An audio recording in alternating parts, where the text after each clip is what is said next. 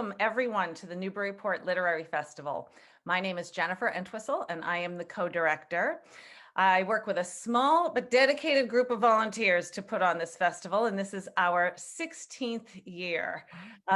This one is probably our biggest ever. We've got over 100 panelists speaking this weekend. We had a great day yesterday, and we have a great lineup today. So if you're just tuning in for the first time for this event, please check out our schedule on the web because there's still a lot more great discussions going on this afternoon. We are using Zoom webinar, which means that you can see and hear us, but we cannot see and hear you. So please use the chat mechanism for discussion. We'd love to have people talking throughout the event. But if you have a question for the speakers, please put it in the Q&A at the bottom of your Zoom screen. And that's where we will queue up questions for the end of the event. And my last bit of housekeeping is to let you know that we hope you'll consider buying all your festival books at our partner independent booksellers. We partner with Jabberwocky Bookshop here in Newburyport and also with the Bookshop of Beverly Farms. This weekend was Independent Bookseller Day or weekend. I think every day is Independent Bookseller Day. So I highly encourage you, if you have your own favorite bookstore, please buy your books from them. Just support the indies because they need your support now more than ever. And now let's get started. I want to introduce our speakers. So we have Melissa Joulwan and David Humphreys. They are the co-creators of Strong Sense of Place, a podcast and website dedicated to armchair travel and books with vivid settings.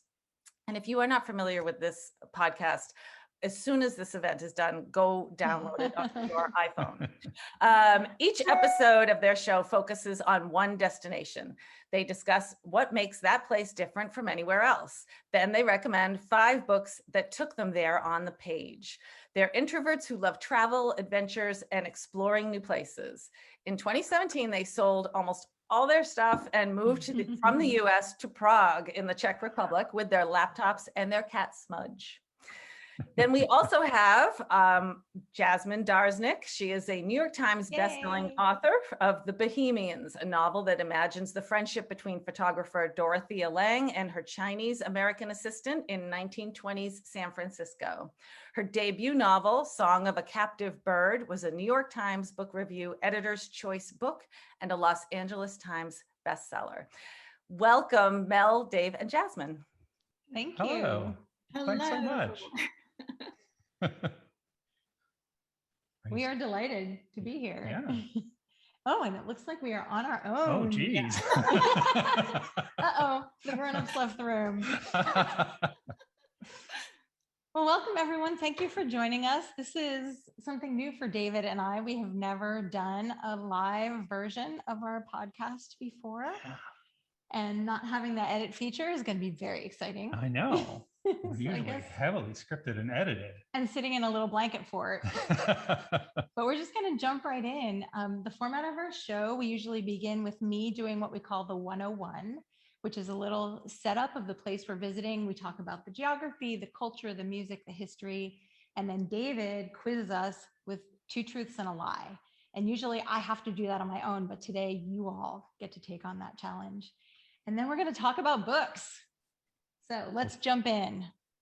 I'm going to start by talking about the Jazz Age because that's really the setting of this book, the kind of larger context. The Jazz Age was a period in the 1920s and 30s in the United States when obviously jazz music and dancing were really all the rage.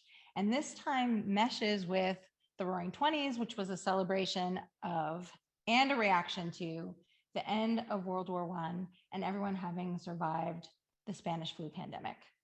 This probably all sounds very familiar given where we are right now.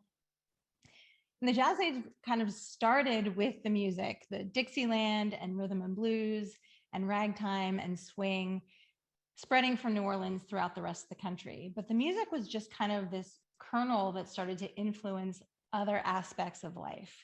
This was the music of youth, and it was a celebration of being alive and free and having survived all of these other terrible things that happened. People were young and good looking. There were flappers with bobbed hair. People were smoking cigarettes and talking about sex more openly and freely than ever before. This all to me sounds really great, but not everyone was a fan. Professor Henry Van Dyke of Princeton University wrote, quote, "Jazz is not music at all. It's merely an irritation of the nerves of hearing, a sensual teasing of the strings of physical passion." Your mom has one of the best quotes on jazz I've ever heard. She does. Yeah. I was talking to her about music one day and she said, I hate jazz. It sounds made up, which is funny because it's true. It's it's made up. They're just making it up as they go. Okay, so in all of this fun time context, women were also slowly beginning to take more control of their lives, which is great. In 1920, the 19th Amendment passed. That's when women got the right to vote. Haircuts got shorter, hemlines got higher. And although most married women didn't hold jobs, there was a huge increase of single women working as teachers, social workers, nurses, librarians, typists. The article I read said some of them were even secretaries, which indicates that just how pervasive it was for men to have all of the jobs. And as we'll see in the Bohemians, when we talk about it in a few minutes, women were also starting to come into their own as artists. So making sweeping generalizations, as I like to do, that is generally what was going on in the United States in this time. But now let's talk about what was happening in San Francisco. The city was still reeling from the recovery of the 1906 earthquake. This was one of the worst and deadliest earthquakes in the history of the United States. And I think you guys are seeing some pictures right now of what that looks like. That's the hope. Over 80% of the city of San Francisco was destroyed. Sorry. Isn't that funny? I feel like there was something you wanted to say about. Oh yeah, there was. There was. Yeah. There was the earthquake initially hit, and it did a lot of damage to the city, but it didn't kill a lot of people. Unfortunately, one of the people it did kill was the chief of the fire department. Thanks for bringing down the room, Dave. Yeah, sure. That's what I'm here for. This is exactly what it's like when we record in blanket fort. So, grim statistic, 80% of San Francisco was destroyed and about 3,000 people died, mostly from the fires, not so much from the earthquake itself, which is why it's significant that the chief of the fire department was killed. I think, as if I'm recalling this correctly, a building next door to the fire department fell and landed on the apartment that he was living in the fire department. Yeah. Fate can be cruel. Now let's bring the room down. I know. Yeah. You started it though. Okay. So in the aftermath of this disaster, a new city kind of was born. They had to basically start over. And San Francisco continued to be a rich melting pot of cultures. We had Italian and Mexican and Irish and Chinese immigrants. And even though the social norms around the country were loosening up, racism was still really an issue, particularly in the Chinese community. And San Francisco had been home to a large Chinese population since the gold rush of the 1850s. Chinese immigrants worked as miners and they helped build the first transcontinental railroad. But in San Francisco, they were segregated to a ghetto and frequently targeted for violence. And we see some of that in the Bohemians. In fact, this is terrible. Former San Francisco Mayor James D. Phelan was a senator. And when he ran for re-election in 1920, his platform was keep California white. Yikes. Yeah. But happily he lost. Oh, good. Yes. But the bad news kind of continues. Sorry, bringing the room down again. Yeah. In 1924, the National Origins Act established immigration quotas based on race and basically stopped all immigration from Asia, Africa, and the Middle East. According to the US Department of State's Office of the Historian, the purpose of the act was to, quote, preserve the ideal of US homogeneity, which, makes my blood boil. And again, feels a little too familiar with what's going on right now. Like I read these things and I'm like, I can't believe it's 100 years later. And we're still talking And we're about the still same having stuff. these conversations. Yeah. But I want to end on an up note before we get to Two Truths and a Lie. Okay. Okay. So despite all of these challenges in San Francisco that I've outlined, the city also provided inspiration and community for amazing artists that have become legendary, iconic names that we know. Frida Kahlo, Ansel Adams, D.H. Lawrence, Maynard Dixon, the painter, Donaldina Cameron, who we're going to talk about a little later, who's a social reformer, and of course, Dorothea Lange, who we'll be devoting lots of time to today. Yeah. So that is the background. Plus San Francisco in the 20s looked like that. Yes, San Francisco in the 20s looked pretty sexy. Yeah. Yeah. And the descriptions in the Bohemians are really fun, which we will talk about in a little bit. But now, Two Truths and a Lie. Are you ready? All right. So I made myself a card. It looks like that. Thank you very much. So this is the part that we normally do on Strong Sense of Place, where mostly it's an excuse for me to tell a couple of stories about the place that we're talking about. And normally I play with Mel, but today it's on you. Oh, I need to see the chat window so I can see what people are guessing. Oh, I can't share if I'm doing the chat window. So let's do this thing and then we'll go back. So I am about to read 3 statements. 2 of them are true. One of them is a bald-faced lie. He makes up really good lies. Prepare to be tricked. I mean, they're all right. All right. So first, let me introduce today's subject. Today, we're talking about the Golden Gate Bridge. It opened on May 27th, 1937.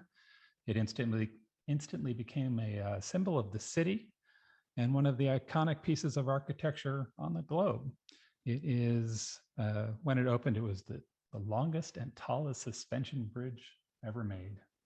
Isn't that nice? It is. Yeah. And it's beautiful. It's a lovely bridge in a beautiful place of the world. And I got a lot of fondness for it. So here are 3 statements. Keep your ear open for the lie. Okay, Ready. 1. It costs $8.20 to cross the Golden Gate Bridge. That's 1. 2. The Golden Gate Bridge was originally intended to be painted gold. It was like a nice yellow color. It is currently a shade known as International Orange. And 3, so when they originally built the bridge, they were worried about all kinds of stuff. They were worried about earthquakes and flooding and sabotage and the ongoing wind. But the biggest threat to the bridge ever might have been its own 50th birthday party. That's it. Those are the 3 statements. Let me see if I can get chat back. So you are to enter the number that you thought was the lie. Let's see what we got. It's happening.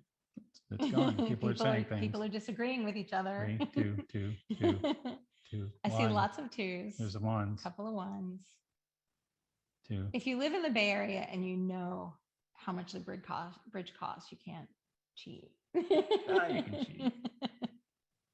I don't think, Getting a lot of 1s now. Yeah. I love it. Everyone disagrees. We got a spread. It's great. I feel good. I Yeah. feel like I've done my job here. All right, so let's talk about these. In order. I really like when people, in addition to putting the numbers, say is a lie, because I read that like 2 is a lie, which is exactly how I think about it in my imagination. So in order.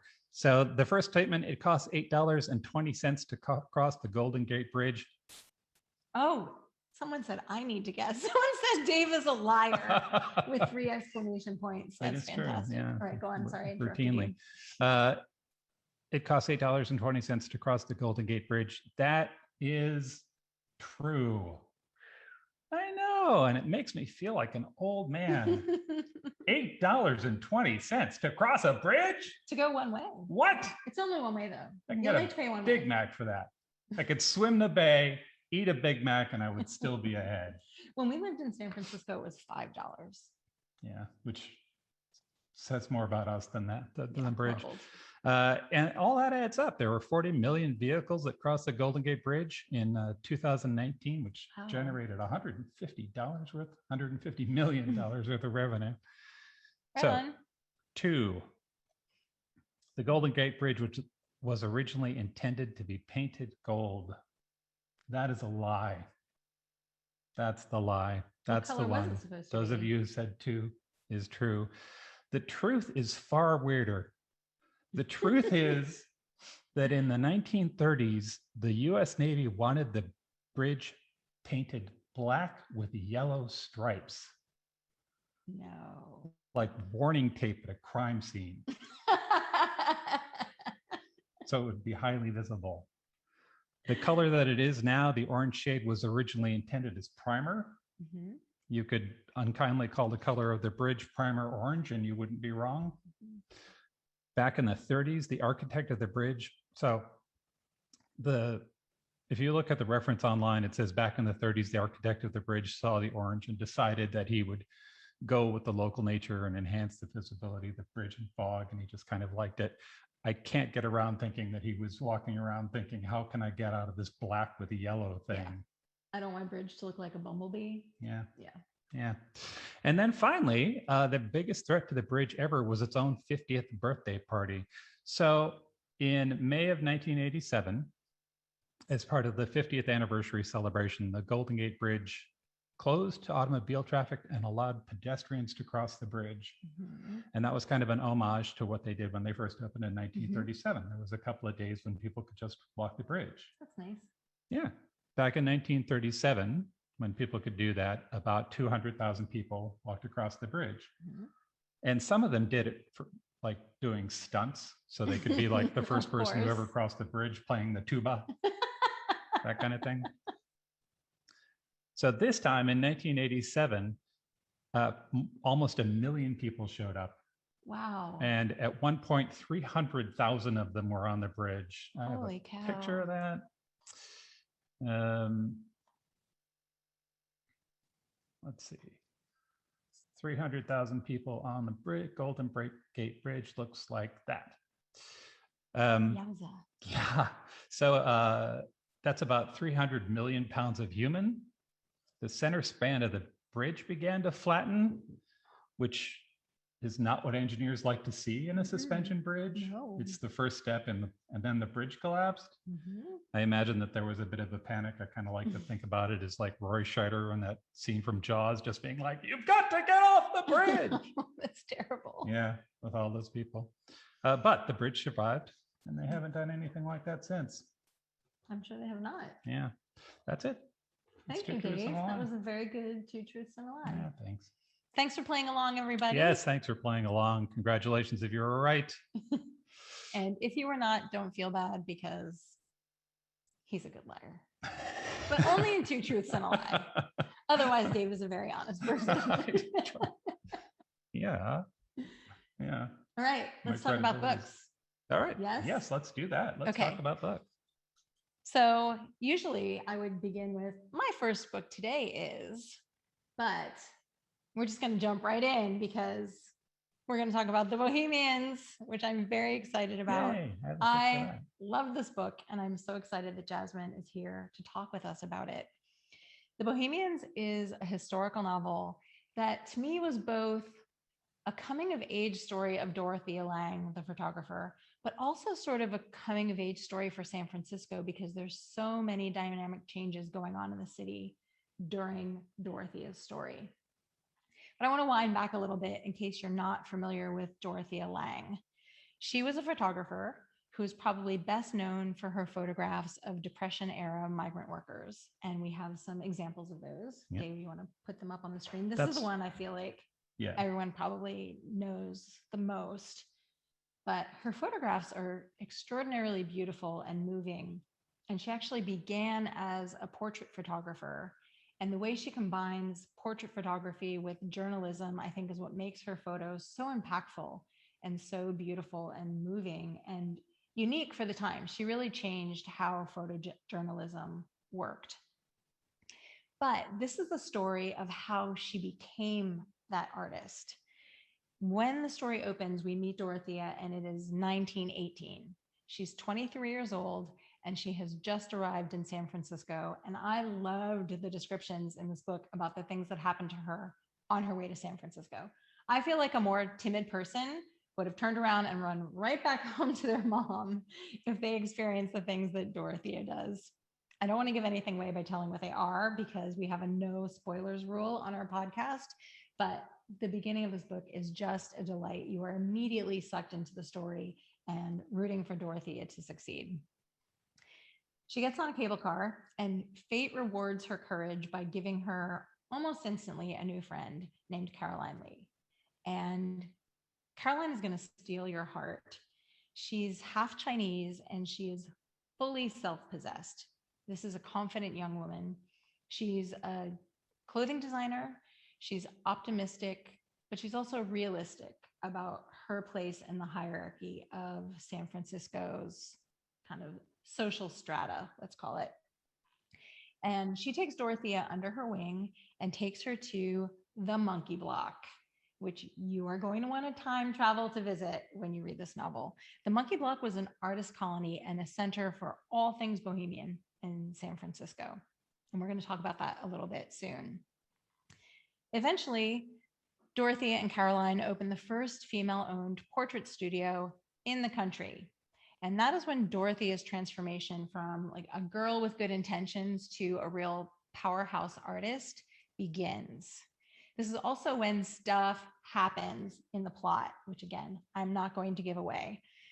But this novel is basically the experience of Dorothea becoming an artist and exploring her friendship with Caroline Lee in this really dynamic, dramatic time in San Francisco's history.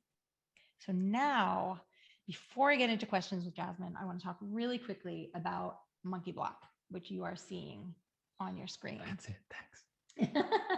Monkey Block is a real place.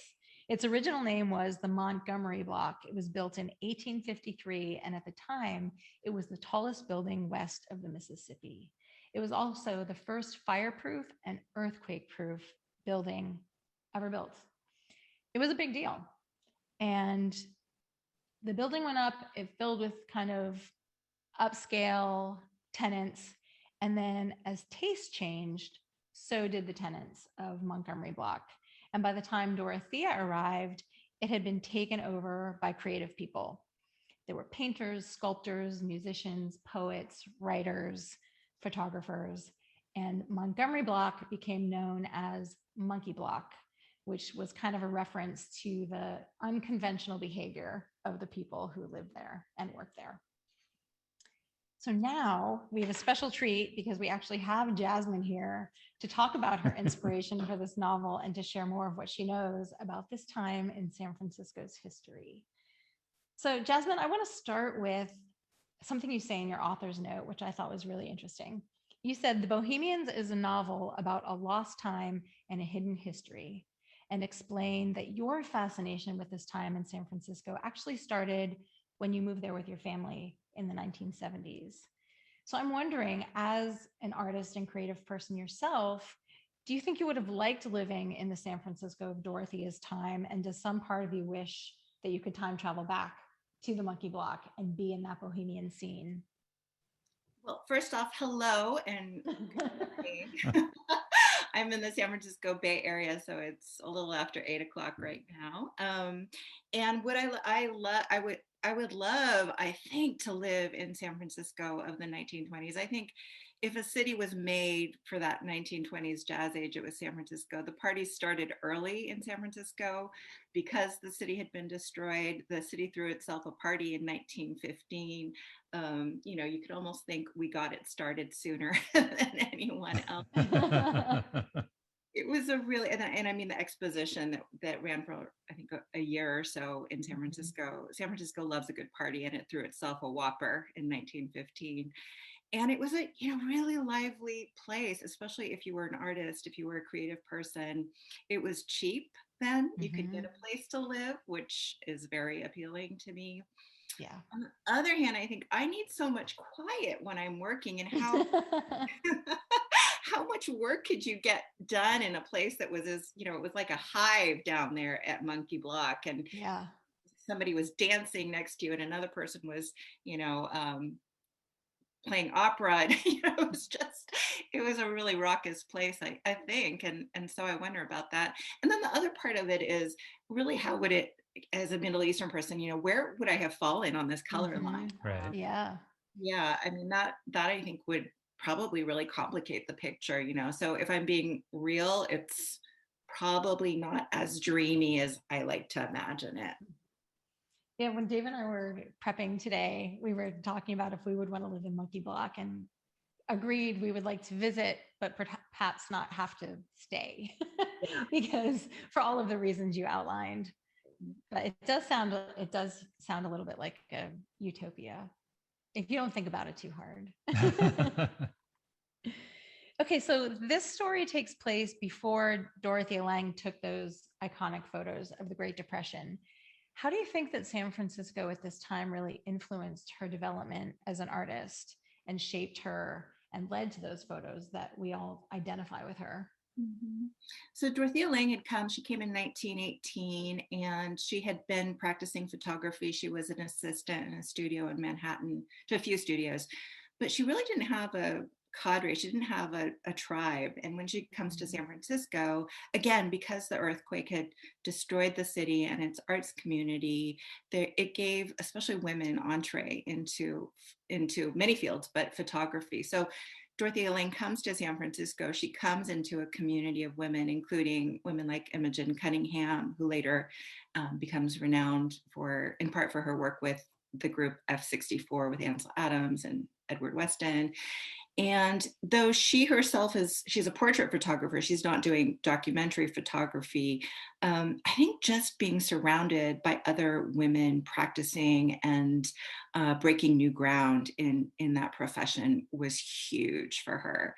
So that's what she came to, and what she built herself on.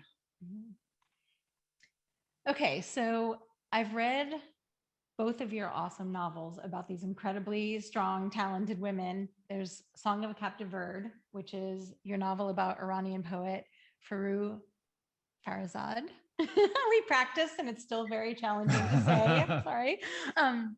Both of these women are very strong-willed, in addition to being really creative. Like, they really have minds of their own, which kind of grates some people the wrong way in their kind of social circles and their social strata. What do you think these two women have in common, and what drew you to them? That's such a great question, because you don't necessarily think about these things when you're writing. You feel that pull, you Right. fall in love and you have to go. I think of them both as exemplary women. And when I say that, I mean not that they were perfect. They were really flawed. Both of them were flawed, as we all are, right? But they were brave and they did it anyway. They made their art. They established themselves despite their fears and despite the censure or the challenges in the world around them. So I think in that they threw down the barriers within themselves, and then by doing that, then they open a way for the rest of us, for those who come after. I think that they have that in common, though they're divided by so much else. They are these women to whom I think we can look for inspiration and a nice kick in the pants. I agree. And I really encourage anyone who's read either books, or if you haven't read any of them, read the two of them back to back. It's a really interesting experience. I read them fairly close together. And the parallels between these two women are really inspiring. And also, there are things in their stories that happened to them that I found like enraging. Like, I wanted to jump into the pages and defend them and support them, because they're mistreated by some people, partially because they're so powerful in their artistry. Okay, I'd like to talk about Caroline Lee a little bit, if we could. The story is primarily about Dorothea, but I really fell in love with Caroline. And I'm wondering if you can tell everyone about her character and also why it was so important to include her in this story. Sure. So Caroline is based on an absence, really. When you read accounts of Dorothea Lange's early life in San Francisco, she came with nothing. She was robbed the day she, very soon after she arrived in San Francisco. She was penniless. And within a year, she's running this portrait studio. Well, there's mention in Lange's biographies of a mission girl, of a Chinese or Chinese American woman who had worked in that studio at 540 Sutter. For those of you, who know San Francisco, it's still there. That building is. And I was just transfixed by this reference. It was just the slightest paragraph, but I thought that's so interesting. It's so interesting. Also, given that Lange, we know her from her Depression photographs, but she was also really committed to racial justice. It was a real lifelong passion of hers. And so I thought, having worked with a member of a community that was very much ostracized, demonized at that time, I thought that probably had in some way started her on that path toward being really a warrior of racial justice. In The Bohemians, what I do is I do that thing that as a novelist you can, and I think you should, is tell the story that history couldn't, didn't, wouldn't. Yeah. I imagine a full story for Caroline. So in the biography, she's a sentence, no name. And in the novel, she's a heroine. She's in there and she's right up, again, right up in that story, being a very vivid, active part of Dorothea Lange's story. I could see her so clearly in my imagination when I was reading it. I just loved it. And kind of in the same vein of Dorothea being a social activist, I wondered if you could talk a little bit about Donaldina Cameron. Yeah, just tell us more about her and how she found her way into the story as well. Yeah, so there's a reason it's called The Bohemians, plural. There's a wonderful cast of them, and this is just, you couldn't not want to tell the other stories.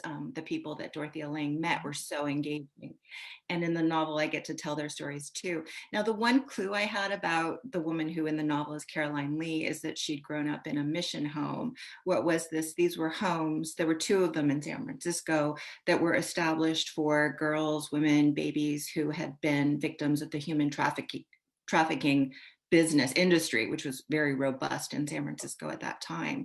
And Donaldina Cameron was a woman who herself was from immigrant stock. She was Scottish, came to San Francisco as a child, or America as a child, and she rescued or gave shelter to some 3,000 girls, women, babies. They lived in that house. They got an education. They were able to get some vocational training while they were with her. And she was a real, in today's parlance, a real badass. Yeah. In the novel, someone says she's the bravest woman in San Francisco. And I think she was. I really think she was. She was, she was right there in these raids on the brothels, right next to the police officers, and she received many death threats over the course of her life, and she too did her work anyway. She's a really to me, exemplary, extraordinary woman, and I'm so glad I found a place for her in the story too. Yeah, I felt very inspired by all of the women in this novel, and it was really a moving experience and very entertaining, which is to me the best combination. The pages are kind of turning themselves and you have an emotional reaction and you feel like you've been transported to another place in time, which is what we're always trying to find on Strong Sense of Place. So if you are at all interested in powerful artistic women in San Francisco and the Jazz Age, you need to read this book. Okay, Jasmine, it is your turn to recommend a book to everyone. Yeah, thank you. And I just, I had such a hard time choosing a book. I have an extensive San Francisco library, but what I chose is this book here. Sorry, it's not showing up that well. It's called Gold Mountain Big City. And as you can see, it's a really big book. It's a beautiful book. The publisher is called Cameron and Company, by the way. They do these gorgeous books, very, very much books. I think their credo is we publish books that have to be books. So the book is Nice. Nice. Yeah. yeah, they've done a series of really beautiful books on Bay Area history. And the special thing about this book is that you've got a picture of it right there, is that it's based on a 1947 map of Chinatown, which itself is like a portal into the past there. I Mhm. can just see how gorgeous it is. And then the map maker, Ken Cathcart, lived in Montgomery Block. So he actually lived Whoa. in Monkey Block, and he was also a photographer. Oh, So that's cool. so the book has this map and takes you through the various sites, but it's accompanied by these gorgeous photographs Cathcart took. And it has the only picture I've ever seen of an apartment in Monkey Block from inside Monkey Block looking. Oh. So cool. So if you love, history, Bay Area history, this is just a jewel. That sounds amazing. It does. I'd love to get my hands on that. Yeah, I didn't same. realize it was so large. I want to grab it. There are That's some shots awesome. of the interior too online, and they just look gorgeous. Yeah. Look lovely. So one of the challenges with doing Strong Sense of Place is that when David and I pick out our books that we're going to talk about, we don't tell each other about the books until we record the podcast. And so I always have this reaction where I want to read these other books that I'm hearing about. And time doesn't allow for reading all of the books, but that one looks amazing. Yeah, that looks great. Okay, it's your turn. All right. So we did something that we failed to mention at the top, which is we put together a nice little PDF for you all That's right. that has lots of good stuff. It's got links to all of I'm putting it in the chat note now. It's got links to all of the books. It's got links to video. It is sort of, when we do an episode, we do show notes. It's like that. It will give you more stuff to take a look at. And it includes book recommendations, as well as some recipes.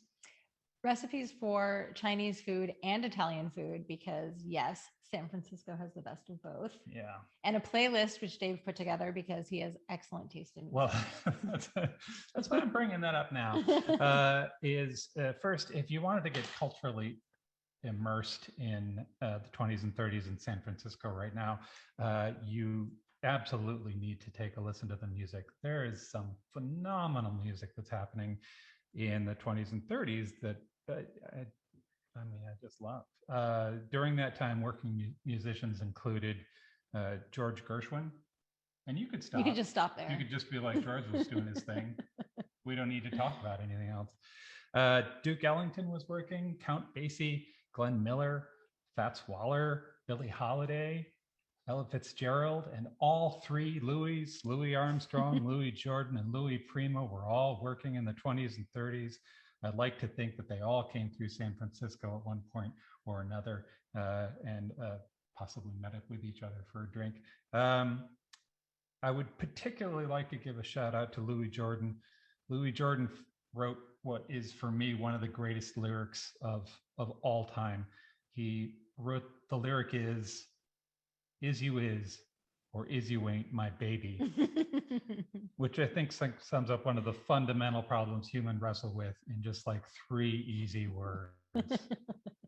And then he chases that too with seems my flame in your heart's done gone out, which just like, Yeah. we've all been there, Louis. So there was a Spotify playlist that I put together that's got more than an hour and a half of fantastic music from the 20s and 30s. The Earl is in the PDF. Please go listen to it. Let's talk about books. So the first book I wanted to mention. I just want to say Yeah. that on our podcast, I usually recommend 3 books and Dave usually recommends 2. But sometimes I try to cheat and slide in extra recommendations, and I often get in trouble for that. Yes, she does. He's a cheater today. I'm cheating really He hard is today. recommending so many books today. It's true. It's true. The first book I wanted to talk about was Dashiell Hammett's Maltese Falcon. I feel like it would be a fail to not mention Dashiell Hammett.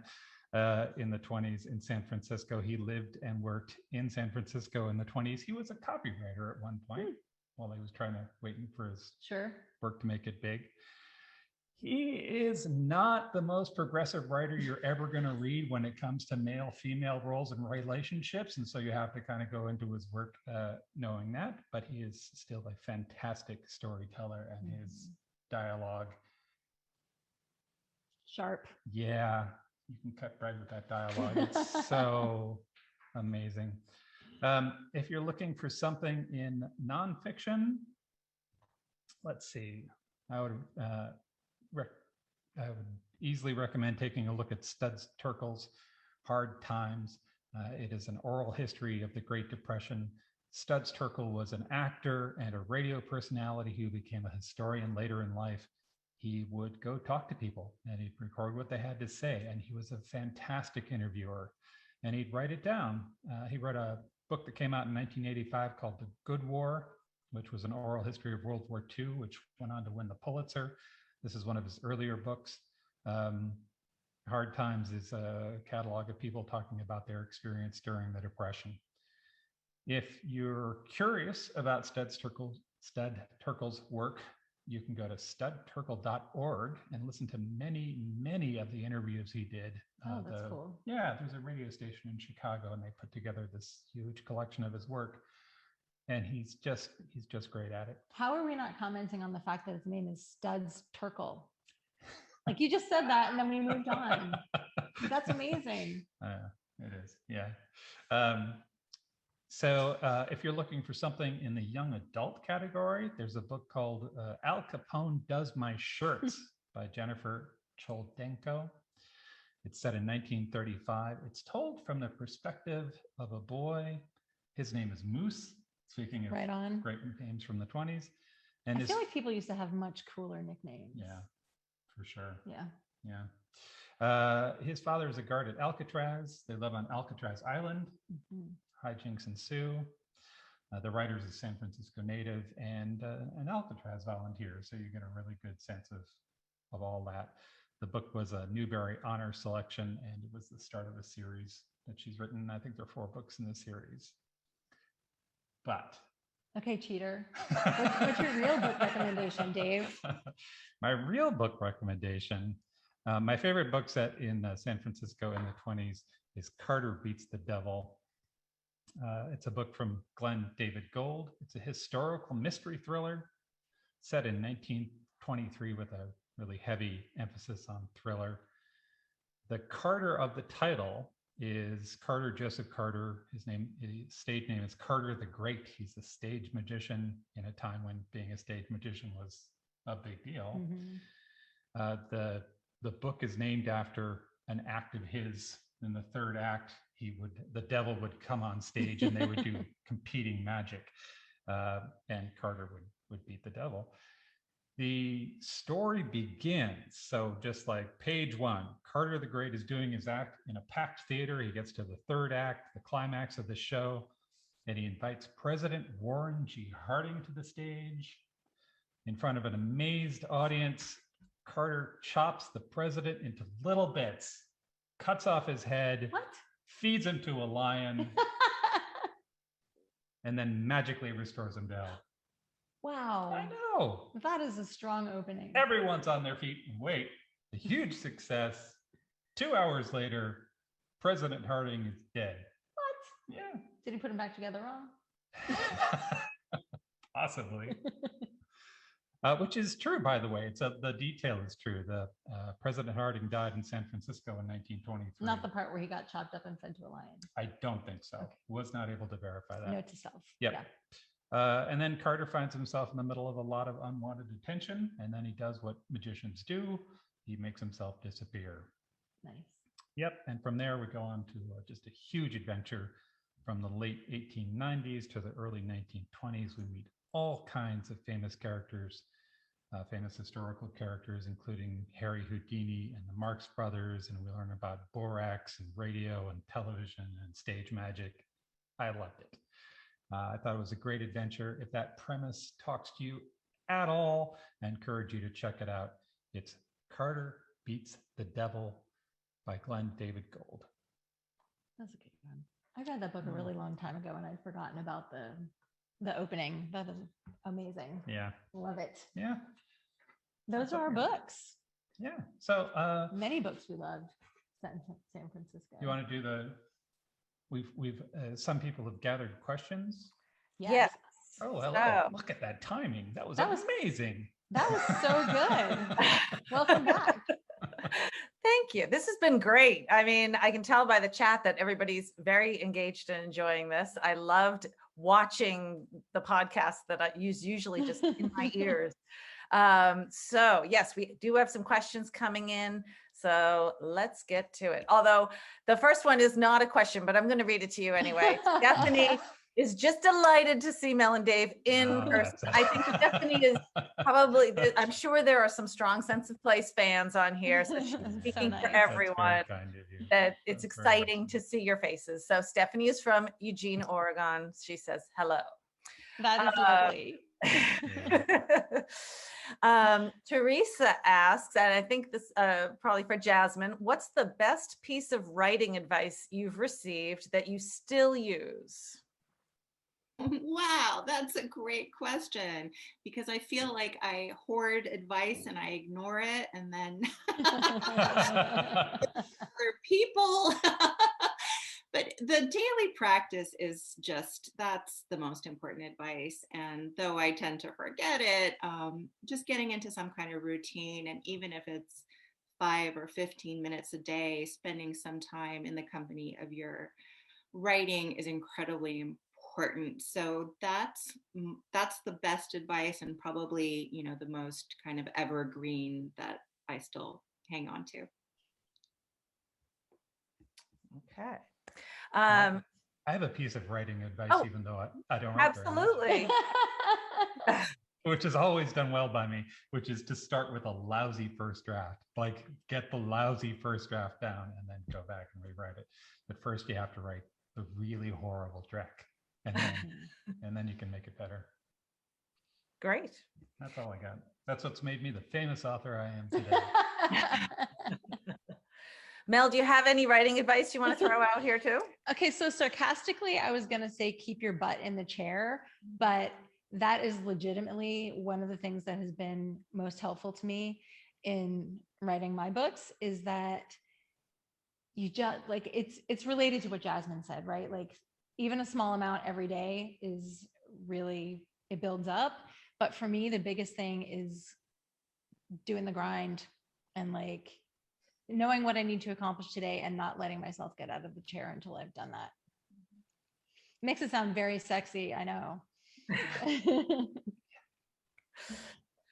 So Samantha says, hello from Mississippi. Love your podcast, and I'll definitely be putting Jasmine's books on my TBR. This question is for anyone who wants to answer. So, and I think everybody here should. If you could bring to life, because I like this question, if you could bring to life any fictional character so you could sit down to have a conversation with them, who would it be? I have a pat answer. Mhm. A few years ago, I read, oh my goodness, it's coming to me now, A Gentleman in Moscow. This is why we're so grateful for editing on our podcast. It's true. A little magic where I don't actually know, just disappears. We're so much more eloquent recorded. Yeah. All right, go on. Sorry, I interrupted you. There's a character, the Count, in there, who's the head character. And I read that book, and I just wish that I knew him. I wish that I could call him up and be like, hey, tell me things, explain how my life should go. But I love that book, and I particularly love that character. Jasmine, do you want to go next? I mean, this is so hard. It's Yeah. really a hard one too. But I was just thinking, I love, Virginia Woolf as an essayist and novelist. And I'm thinking it would be great to sit down with Orlando, because she has been everywhere, been everyone. She's been man, woman, and lived through all time. So I think she'd be really fun to talk to. So I'm going to go with Orlando. Yeah. That's a great answer. Yeah. My first thought was Jane Eyre, but if I'm really honest, the author that I most wish I could hang out with is Oscar Wilde. And his character, Lord Henry, in The Picture of Dorian Gray, I feel like Oscar Wilde was speaking through him a lot. So even though he's kind of despicable, he's also really, really amusing and entertaining. So I think I would love to have drinks with Lord Henry Wotton from Picture of Dorian Gray, even though he's not a good person at all. Jane Eyre is a much better person. Well, sometimes bad people are more fun. I mean, Exactly. No disrespect to Jane, but do you want to sit and have tea with your pinky out, or do you want to like dish about the people sitting across the room? So Michael is very concerned about the bridge situation. So, because given the recently discovered instability of suspension bridges, have they fixed the Golden Gate to prevent collapse? Did you research to find that out? I do not know. No? All right. Whether We're all gonna worry the about bridges. Yeah. Yeah, I'm sorry. I have no insight to that. All right. Well, Mike, we'll all have to Google after this. So Jasmine, what was your greatest surprise in your research for the Bohemians? And that's a great question too. It's surprise after surprise. I mean, really going into the book, I did not. One thing I'll say is it takes part during the 1918 flu pandemic, and I knew it would have to be part of the story, but I didn't know I'd be living through a pandemic. So a surprise, I knew it was there, but I was surprised in that I did not know how psychologically that toll would be tremendous on people and have great fallout. In the novel, Ansel Adams, and this is true, he falls ill. He got the Spanish flu and nearly died, and so that was such a surprise, and so interesting to think about the way these moments we're living through wind up shaping us. In Ansel Adams' case, it meant he never wanted to be anywhere really congested, and that's in part why he heads for Yosemite and builds a life and an art around that. So Wow. that was really surprising and interesting, because in the moment you just can't have that kind of perspective on your own experience. And actually, it might be Raquel. She wants to know, what is Jasmine currently working on? I am I'm not working on much of anything as I'm promoting Bohemians right now. It just came out 2 weeks ago, so I've been pretty busy with that, but I'm going to Hollywood next. I'm going to 1930s, 40s Hollywood. Stop. So exciting. Yeah, I mean, I love these stories of the splendid heroines and fascinating times. So next up is Hollywood. I'm really interested in the scene down there. Also a moment of just a great glamour, but also a lot of complication for women. So that's next. That is awesome. Here's one for everyone. What is the first place you'll travel to once travel is possible again? That changes daily. Yeah, that changes daily. The thing that came to my mind immediately was just like a nice beach in Greece, because I miss seeing the water. But I mean, I would also go for an English language bookstore in Edinburgh would be fantastic. Iceland would be good. We did an episode on New Zealand, and ever since I read that we did that, I've been like wanting to travel to New Zealand. Those are all good. Those are all good places. I feel like Prague is a beautiful city, and we are so fortunate to be here. But I'm agreeing with Dave, being landlocked for, we're going on 2 years now since we've seen the ocean, is really challenging. So yeah, Iceland and Croatia and Greece are probably my top 3. And luckily we're close enough to all of those that there's a real chance we could go to them sometime soon, but not very soon.